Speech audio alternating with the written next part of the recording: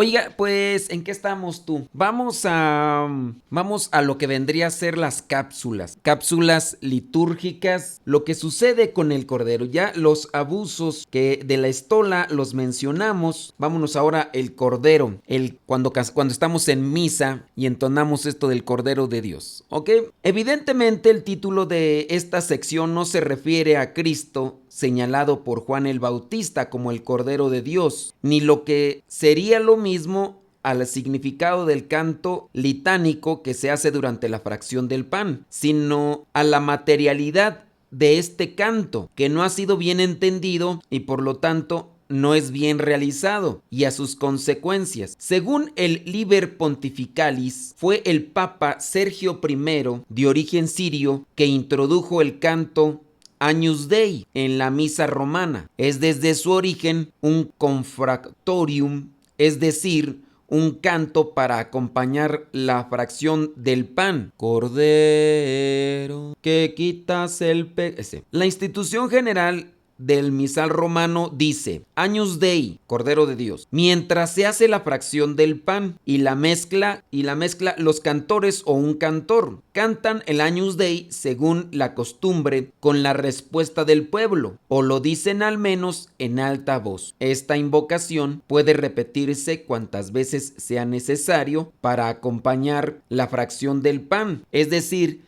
que mientras se está haciendo la fracción del pan, es decir, cuando ya se consagró y que se está haciendo la fracción de la hostia consagrada y se deja lo que vendría a ser una parte de esta hostia consagrada dentro del vino mientras se está haciendo. Dice, o lo dicen al menos en voz alta. Esta invocación puede repetirse cuantas veces sea necesario para acompañar la fracción del pan. La última vez se concluirá con las palabras danos la paz. Entonces el cordero debe de durar lo que dura la fracción del pan. Ahora ustedes van a decir, pero poco puede durar más. En su caso, si son muchas las hostias o es una misa donde están participando muchos, pues sí, en ese caso sí puede hacer que se extienda y por lo tanto entonces el cordero debe de extenderse hasta lo que dure la fracción. Entonces ya termina. Y debe de terminar con eso de danos la paz. Ahorita nomás que no me acuerdo por la cosa esta que traigo ahí en ese lado. El principal pecado dice contra el cordero, las faltas que se cometen contra este canto del cordero. El principal es que no acompaña la fracción del pan. La causa es que ésta se ha hecho muy insignificante, no significa, contrariando así a la tradición y lo estatuido. El acto de la fracción del pan realizado por Cristo en la última cena, en los tiempos apostólicos, fue el que sirvió para denominar a la íntegra acción eucarística. Este rito no solo tiene una finalidad práctica, sino que significa además que nosotros no somos, que nosotros somos muchos en la comunión de un solo pan de vida, que es Cristo. Nos hacemos un solo cuerpo. Esto está ahí en Instrucción General del Misal Romano. El pan ya viene prepartido, las hostias chicas, la hostia grande se parte, pero no se reparte. La naturaleza misma del signo exige que la materia de la celebración eucarística aparezca verdaderamente como alimento. Conviene, pues, que el pan eucarístico, aunque sea ácimo y elaborado en forma tradicional, se haga en tal forma que el sacerdote en la misa celebrada con el pueblo pueda realmente partirlo en partes diversas y distribuirla al menos a algunos fieles.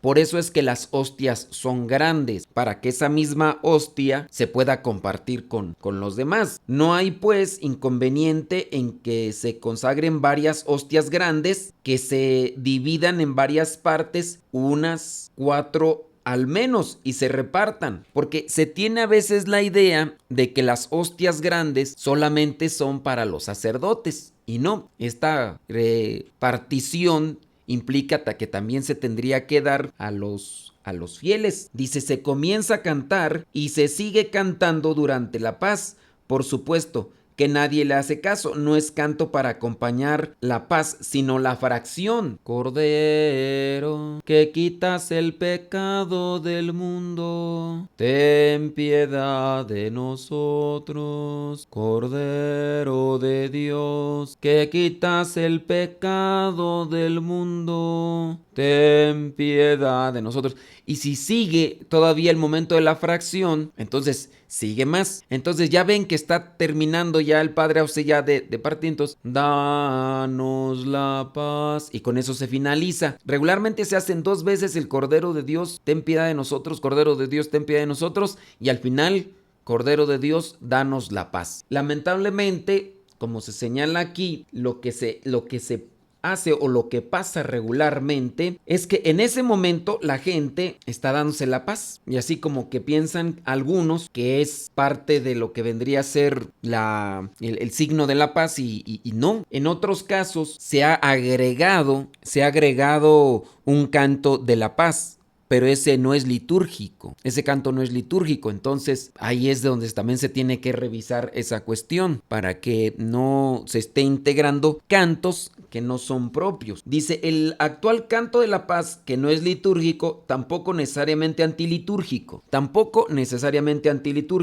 muchas veces opaca y aún elimina al Cordero. Dice, el actual canto de la paz, que no es litúrgico, tampoco necesariamente antilitúrgico, muchas veces opaca y aún elimina al Cordero. Su finalidad original de acompañar la fracción del pan determina la que se puede multiplicar. Según esto, se podría dar la rapidez con que hace la fracción en las misas ordinarias, disminuir en número cuando se canta, es decir, no necesariamente cantarlo 3 veces. Esa es como una recomendación. Bueno, esto entonces con respecto al Cordero, para que no se realicen este tipo de abusos. Sí, pues ustedes disculpen, ¿verdad? Pero sí pegan. Vámonos ahora con lo del altar. Pobre altar. El Señor Jesucristo, al instituir bajo la forma de un banquete sacrificial el memorial del sacrificio que iba a ofrecer al Padre en el ara de la cruz, santificó la mesa en la cual se reunirían los fieles para celebrar su Pascua. Sí, pues, el altar es mesa de sacrificio. El altar es mesa de sacrificio y de convite, en la que el sacerdote, en representación de Cristo Señor, hace lo mismo que hizo el Señor en persona y encargó a los discípulos que hicieran en conmemoración suya. El altar cristiano es, por su misma naturaleza, la mesa peculiar del sacrificio y del convite pascual. Es el ara peculiar en la cual el sacrificio de la cruz se perpetúa sacramentalmente para siempre hasta la venida de Cristo. Es la mesa junto a la cual se reúnen los hijos de la iglesia para dar gracias a Dios y recibir el cuerpo y la sangre de Cristo. Así pues, en todas las iglesias, el altar es el centro de la acción de gracias que se hace por medio de la Eucaristía y el lugar a cuyo alrededor giran de un modo u otro las demás acciones litúrgicas. Por el hecho de que el memorial del Señor se celebra en el altar y ahí se entrega a los fieles su cuerpo y su sangre, los escritores eclesiásticos han visto en el altar como un signo del mismo Cristo. De ahí la expresión, el altar es Cristo. Por esto es venerado al inicio con el incienso y con un beso y fin de la celebración eucarística. Esto lo hace tanto el que preside como los otros ministros, y en la presentación de las ofrendas también se le inciensa. En la institución general del misal romano 296, número al 308, se encuentra lo relativo a un simbolismo, número, materia, ornato. Entonces ahí se encuentra. Desde muy antiguo se ha unido al altar al culto de los mártires. Toda la dignidad del altar le viene de ser la mesa del Señor. Por eso los cuerpos de los mártires no honran el altar, sino que este dignifica el sepulcro de los mártires, porque para honrar los cuerpos de los mártires y de otros santos, y para significar que el sacrificio de los miembros tuvo principio en el sacrificio de la cabeza, conviene edificar el altar sobre sus sepulcros o colocar sus reliquias debajo de los altares, de tal manera que vengan luego las víctimas triunfales al lugar en que la víctima que se ofrece es Cristo, pero Él sobre el altar, ya que padeció por todos, ellos bajo el altar, ya que han sido redimidos por su pasión. Ahí con relación a lo que vendría a ser el altar. Y ya después vienen lo que son algunas cosas que no se deben de hacer con el altar. Altares antiguos, dice haber construido el altar junto a la tumba de un mártir o sus reliquias y haber puesto una o varias imágenes de santo junto al altar. Eso es lo que no se debe hacer. Cosas ambas que hicieron que se cambiara la dirección de este, ya no hacia el pueblo, sino hacia las reliquias o las imágenes, porque es a las que más se le rinde. Dice, haber aumentado el número de imágenes, lo cual formó el retablo, gran construcción muchas veces muy artística, pero redujo el altar a una mera repisa o ménsula, más en un admirable conjunto. La multiplicación de altares que le quitó al altar su expresión de la unidad eclesial. El altar provincial dice el altar soporte de todo, imágenes, libros, hojas, lentes, grabadora, floreros, vinajeras y todo lo que se coloca ahí. Nosotros, incluso que a lo mejor ustedes dirán, pues nosotros no tenemos responsabilidad cuando estamos en la iglesia, vamos a misa y no tenemos esa responsabilidad directa, no la tenemos. Puede ser que ustedes digan, pues eso es responsabilidad del sacerdote y a él le toca y él tiene que acomodar las cosas. Pero ustedes son los fieles y a ustedes de manera directa o indirecta también les compete auxiliar en eso, ya que algunos pueden estar en los grupos ya sea el grupo de liturgia, grupo de catequesis, el grupo de pastoral y incluso hasta el mismo coro. Y saber estas cosas pueden evitar que ustedes cometan también este tipo de abusos. Se mencionó esto de cómo en algún momento por lo que son los años y todo, de repente se decora mucho lo que vendría a ser el altar y se colocan muchas cosas que de repente pierden su centralidad. El altar, eso es lo principal, que las flores, que las velas, que a veces es tanta cosa que se coloca arriba del altar y no, el altar es para realizar el sacrificio, para que se lleve a cabo esta entrega de amor que hace Jesús por nosotros. Para eso es el altar. Y nosotros, a lo mejor de forma piadosa y a lo mejor si tú quieres hasta estética, podemos como que ponerle muchas cosas. Y a mí que me ha tocado conocer muchos altares, a veces encuentras altares, para el que no distinga lo que es el altar, pues es la mesa donde se realiza la consagración. Nada más que es altar porque no es una mesa como tal. Entonces, a mí me ha tocado ver desde altares muy propios, altares muy simples, altares muy descuidados y así como lo que se menciona aquí con respecto a lo de las reliquias y todo eso. Entonces uno debe tener cuidado. Llamadas de personas están de seguro marcando para preguntar, pero el altar mil uso se usa a la hora indebida y para fines ajenos. Desde él se hace la introducción, las lecturas, se dan anuncios. A ver, entonces es algo que no se debe de hacer, que desde el altar ahí se hagan las lecturas, se haga la introducción de la misa y se den los anuncios. Ustedes dirán, bueno, entonces, por ejemplo, cuando comienza el sacerdote y se lleva el misal y comienza en el nombre del Padre, el Hijo, ¿dónde se deja? En el altar. Lo propio sería que esté un atril. El atril es aquello donde se coloca el libro, o que en su caso uno de los monaguillos lleve el libro para que el sacerdote, si es que va a iniciar con la introducción, con lo que sería la cuestión de la introducción, comience desde ahí, diciendo, a ver, en el nombre del Padre, del Hijo, del Espíritu Santo. Creo que a veces nosotros lo hacemos también, yo, y ahí yo me incluyo, y me doy cuenta pues que es algo que no se debe de hacer, pero es cuando llegas a un lugar y no hay fieles que te auxilien. Entonces, y la otra, ni siquiera hay atril. Entonces, ¿qué es lo más sencillo? Pues que les dices, ponga el atril ahí en el altar, y entonces ahí me acerco y ahí comienzo con la traducción. En el nombre del Padre, el Hijo, el Espíritu Santo. Amén, hermanos, para celebrar estos sagrados misterios, vamos a reconocer nuestros pecados. Y ya después desde ahí se hace todo. Incluso algunos sacerdotes que no pudieran tener alguien quien les auxilie en la liturgia, pudiera ser que incluso hasta de ahí mismo en el altar hacen las lecturas, o en su caso a lo mejor desde ahí proclama el evangelio cuando no debería, para eso es el ambón.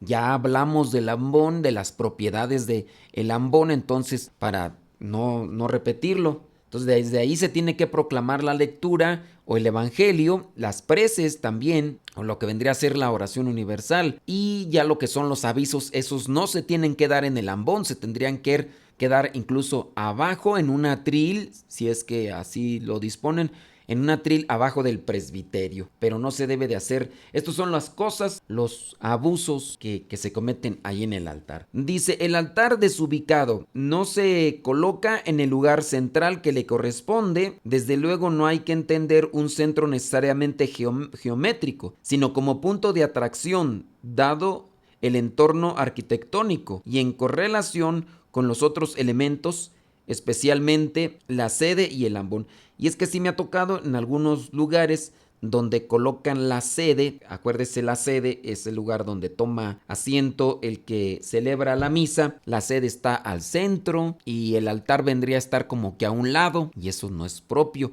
El altar debe de ir al centro. Se dice aquí no en una cuestión geométrica, pero sí debe ocupar el lugar. El altar por encima de las imágenes que pudieran estar incluso del santo patrono de la parroquia o cosas así.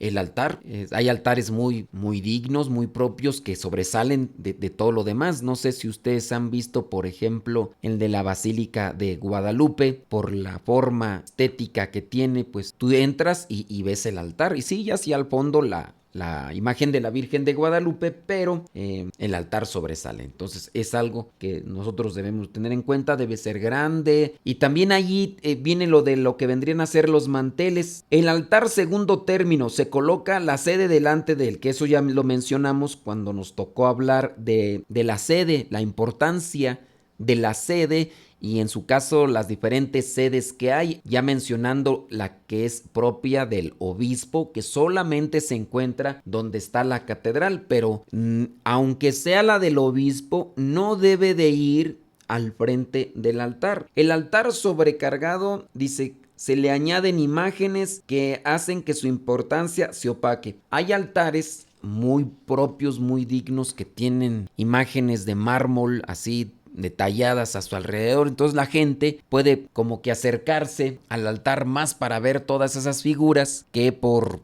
mirar el altar. Y acuérdense, acercarse al altar es hacer una reverencia. Hay veces que los altares son adornados con muchas flores. A lo mejor ustedes dirán, pero pues ¿qué tiene de malo las flores?